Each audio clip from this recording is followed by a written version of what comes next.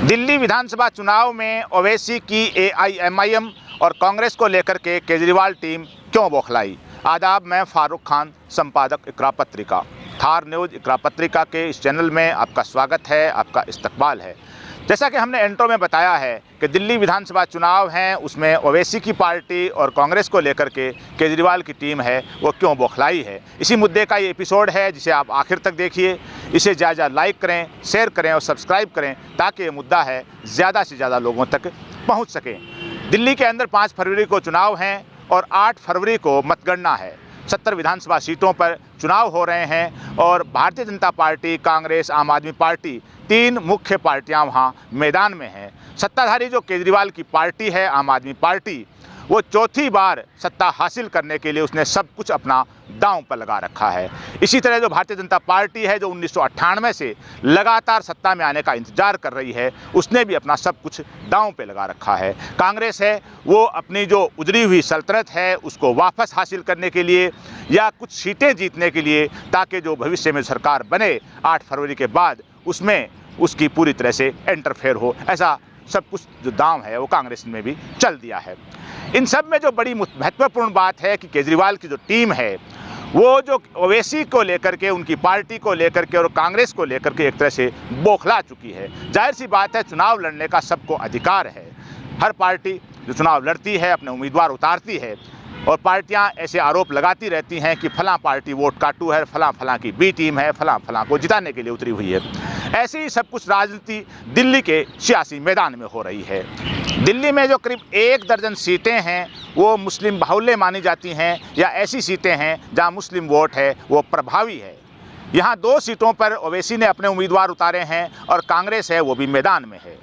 केजरीवाल की जो टीम है, केजरीवाल की जो आम आदमी पार्टी है, उसने भी सारा जोर लगा रखा है, क्योंकि पिछली बार इनमें से अधिकतर सीटें हैं वो एक केजरीवाल के पास थी।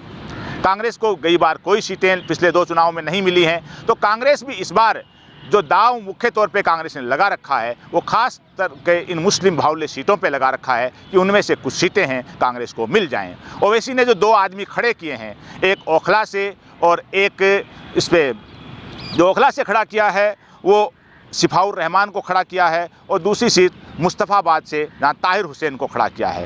ये दोनों उम्मीदवार जो ओवैसी के हैं, ये दिल्ली में जो दंगे हुए थे 2020, इन दंगे के आरोप में दोनों जेल के अंदर बंद हैं और ओवैसी इनको जेल से ही चुनाव जिताने के लिए मैदान में एड़ी चोटी का जोर लगा चुके हैं। तो जो माहौल जो बना है दिल्ली के, तो उस दिल्ली के इस माहौल में ख़ास तौर से केजरीवाल की टीम और केजरीवाल को लगने लग गया है कि ओवैसी के उतरने से और ओवैसी के 2 आदमी खड़े करने से और दिल्ली दंगों के पीड़ितों की जो बार बार ओवैसी और ओवैसी की टीम जो बात कर रही है, उससे पूरी तरह से केजरीवाल को लग चुका है कि दिल्ली चुनाव के अंदर दिल्ली दंगों के जो पीड़ित और पीड़ा है वो मुद्दा महत्वपूर्ण हो गया है और इसका नुकसान कहीं ना कहीं केजरीवाल की टीम को भुगतना पड़ सकता है। इसी तरह से इन सीटों पे जो कांग्रेस ने उम्मीदवार खड़े किए हैं उससे भी जो केजरीवाल की टीम है वो बौखला चुकी है और जो केजरीवाल के जो विधायक हैं ओखला से अमानतुल्लाह खान, वो पूरी तरह से एक तरह से आग बबूला हो चुके हैं ओवैसी की पार्टी के खिलाफ और ओवैसी के उम्मीदवारों के खिलाफ। ये इसलिए सारी चीज़ के सबको लग रहा है कि ये जो सीटें हैं 10-12 सीटें जो मुख्य तौर पे जिनके नाम हम हाँ आपको बता रहे हैं कि मटिया महल है, बाबरपुर है, सीलमपुर है, ओखला है, मुस्तफ़ाबाद है, चांदनी चौक है, बल्ली मारान है, सीमापुरी है, गांधीनगर है, सदर बाज़ार, विकासपुरी और करावल नगर, ये ऐसी सीटें हैं करीब 1 दर्जन जो मुस्लिम प्रभाव वाली मानी जाती हैं। तो केजरीवाल की टीम को पूरी तरह से लग चुका है कि यहाँ से जो 2 सीटें हैं ओखला और मुस्तफ़ाबाद, जहाँ से ओवैसी के उम्मीदवार मैदान में हैं, बाकी सीटों पे सब में कांग्रेस के भी उम्मीदवार मैदान में हैं, तो जाहिर सी बात है केजरीवाल की टीम को अच्छी तरह लग चुका है कि यहाँ जो वोट बटेगा तो उसका सीधा लाभ है वो भाजपा को मिल सकता है। तो ये जो सारी जो रणनीति जो बनाई है, चाहे केजरीवाल ने बनाई हो, चाहे कांग्रेस ने बनाई हो, ओवैसी की टीम ने बनाई हो, सब अपने उम्मीदवार जीतने के लिए उतारते हैं, लेकिन एक दूसरे पे ये इल्ज़ाम लगाना कि फलां की बी टीम है और फलां ने फलां के इशारे पे जो मैदान में उतरी है फलां को जिताना चाह रही है।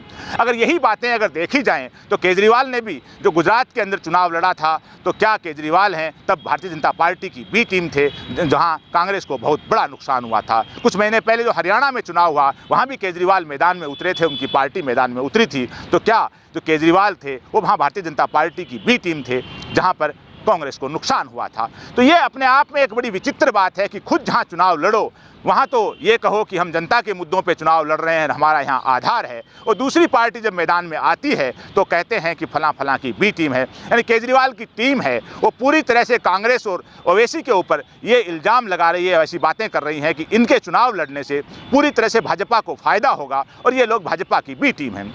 लेकिन बात अगर पलट के यही की जाए कि गुजरात में केजरीवाल क्यों गए थे चुनाव लड़ने के लिए, हरियाणा में केजरीवाल क्यों गए थे चुनाव लड़ने के लिए, तो शायद आम आदमी पार्टी के पास इसका कोई जवाब नहीं है। जहां तक दिल्ली दंगों की बात की जाए तो फरवरी 2020 के अंदर चुनाव हुए थे और केजरीवाल तीसरी बार मुख्यमंत्री बने थे और मुख्यमंत्री बनने के हफ्ते 10 दिन बाद दिल्ली के अंदर दंगे हुए थे। उन दंगों में 52-53 लोग मारे गए थे। कौन मारे थे ये नहीं है कि हिंदू मारे गए थे या मुसलमान मारे गए थे, मरने वाले इंसान थे और मरने वाले गरीब थे, मजदूर थे। और वो जो मरे थे दंगों के अंदर, उनकी पीड़ा को बांटने के लिए कि मुख्यमंत्री केजरीवाल हैं, वो किसी भी पीड़ित के घर की चौखट पर नहीं आए। क्या केजरीवाल की जिम्मेदारी नहीं बनती थी कि वो मुख्यमंत्री होने के नाते ये 53 लोग जो दंगों में मारे गए थे उनके घरों में जाते और वहाँ दिलासा दिलाते और वहाँ पर जो भी मदद हो सकती वो करते। क्योंकि दिल्ली के अंदर जो लॉ एंड ऑर्डर है, जाहिर सी बात है केंद्र सरकार के पास है जो भारतीय जनता पार्टी की है, पुलिस है वो केंद्र सरकार के पास है जो भारतीय जनता पार्टी की सरकार है केंद्र में। लेकिन आर्थिक मदद के तौर पे दिल्ली सरकार बहुत कुछ कर सकती थी दंगा पीड़ितों के लिए, लेकिन केजरीवाल की पार्टी ने, केजरीवाल की सरकार ने दंगा पीड़ितों के लिए कुछ भी नहीं किया। यहाँ तक कि दंगा पीड़ितों के घरों पर केजरीवाल उनके आंसू पहुंचने भी नहीं गए। तो आज उसी मैदान में, उसी इलाके में जो ये जिन इलाकों में दंगे हुए थे, जहां 53 लोग मारे गए थे, वहां केजरीवाल और उनकी टीम है वो किस मुंह से वोट मांग रही है, ये भी सवाल लोग उठा रहे हैं, खास तौर से दंगा पीड़ित। और जो 2 लोग जो ओवैसी ने उतारे हैं वो दंगों के आरोपी के तौर पर जेल में बंद हैं, वो जेल से ही चुनाव लड़ रहे हैं। अब जीतेगा कौन, हारेगा कौन, ये तो 8 तारीख को मतगणना के दिन मालूम होगा। लेकिन इन सीटों पर जो रवैया इख्तियार किया है केजरीवाल की टीम ने, वो पूरी तरह से ओवैसी और कांग्रेस के खिलाफ इख्तियार किया है। कांग्रेस है वो भी जोर लगा रही है। लेकिन सबसे बड़ी चीज़ फिर, जैसा कि हमने पहले बताया है, कि केजरीवाल यहाँ कांग्रेस और ओवैसी को भाजपा की टीम या भाजपा को फ़ायदा पहुँचाने वाले बता रहे हैं, तो उस केजरीवाल को जवाब देना चाहिए, उनकी टीम को इस बात का जवाब देना चाहिए कि कुछ महीने पहले वो हरियाणा में गए थे तो किसकी ए और बी टीम बन करके गए थे। वो 2022 के अंदर जब उन्होंने गुजरात विधानसभा चुनाव लड़ा था तो किसकी ए और बी टीम बन करके गए थे, जहां खुले तौर पे कांग्रेस को नुकसान हुआ था। गुजरात में भी और हरियाणा में भी हर पार्टी का अधिकार है कि वो अपने उम्मीदवार उतारे, लेकिन उसको ए और बी टीम कहना, किसी के इशारे पे चुनाव लड़ने वाला कहना, ये अपने आप में सियासत की एक ओछी बात है। अगर केजरीवाल को इतनी ही फिक्र थी, अगर केजरीवाल को कांग्रेस का और ओवैसी का इतना ही डर था, तो 2020 में दंगे हुए थे, उस दौरान दंगा पीड़ितों के बीच में आते केजरीवाल, लोगों की आर्थिक मदद करते, पीड़ितों के आंसू पहुंचते, तो आज केजरीवाल की टीम को बौखलाना नहीं पड़ता। लेकिन केजरीवाल और उनकी टीम ने दंगा पीड़ितों के कभी भी आंसू पहुंचने की कोशिश नहीं की।